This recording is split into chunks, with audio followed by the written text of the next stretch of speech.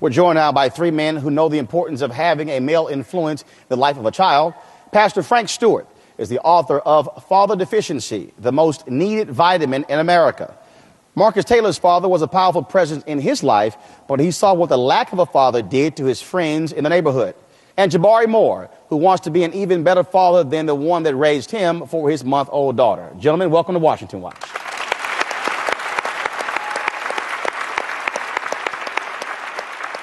You know, I have made a concerted effort when I've been on TV One, on radio, in print, to talk about what my dad means to me. And it's interesting how we often would think that it's such a powerful story that somebody tells about not having a dad.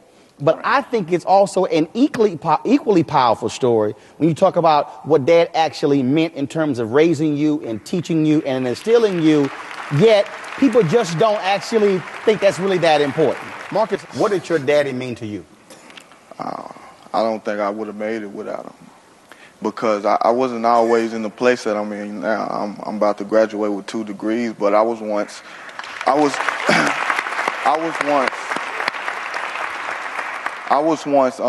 that I wouldn't graduate high school. I was told that I would be a dropout because I was involved with the wrong things.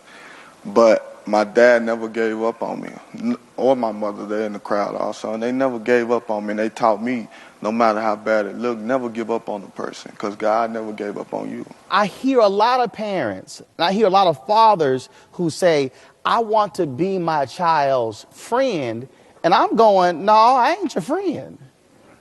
Can a father be a child's friend, or should daddy be daddy? Should be daddy first. Got to be daddy first. Now, Jabari? Yeah, and that's a great point. My dad was the parent, and he was the order of the house.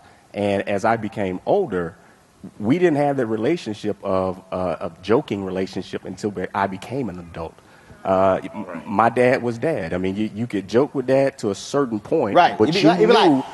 Yeah, I think we finished playing. Yeah. You knew what your level was. You can joke with mama like all day, all night, and dad is like, you know, we done, right? Right. All he had to do was show the belt. Oh, he showed the belt? That's all he had to do. He showed the belt. I want to comment on that. Honestly, one of the things that affected me most, and it may sound crazy, but it was that I seen my daddy as daddy first, but I also seen him as not just daddy, but he's a friend of mine. As far as when I need something, when I just want to talk, he'll listen. My dad don't have the character of a just everything is serious. He loves to laugh, he loves to joke, and he loves to show love. And in him doing that, he taught me that, man, it's all about love. You don't have to be serious all the time. You don't have to be. Now, when it get real, you gonna know.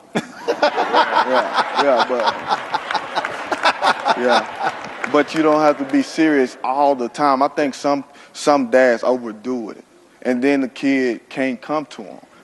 They don't feel like they can come to Bishop, them. I want you to talk about that distinction, because I do believe a child should be able to go to their father or mother and talk to them anytime, right, no matter how old they are. But there is a difference between a parent that says, I really want to be my child's BFF, as opposed to being their father or their mother.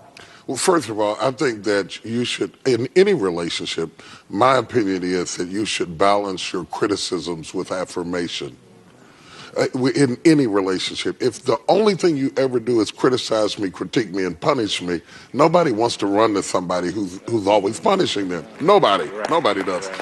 And it doesn't matter whether you're male or female. You have to make sure that you're balancing, both in the relationship with your spouse and with your kids, your criticisms with your affirmation, or things get out of hand.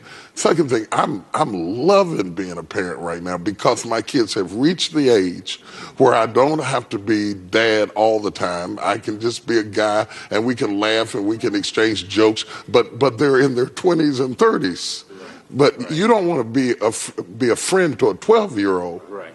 You want to be a father. Let him have some friends outside. You want to be a father. You want to be a disciplinarian. You want to be a support. And you want to do some things with him that are fun or just relaxed or entertaining and what have you, so that he doesn't just say, wait till your daddy gets home.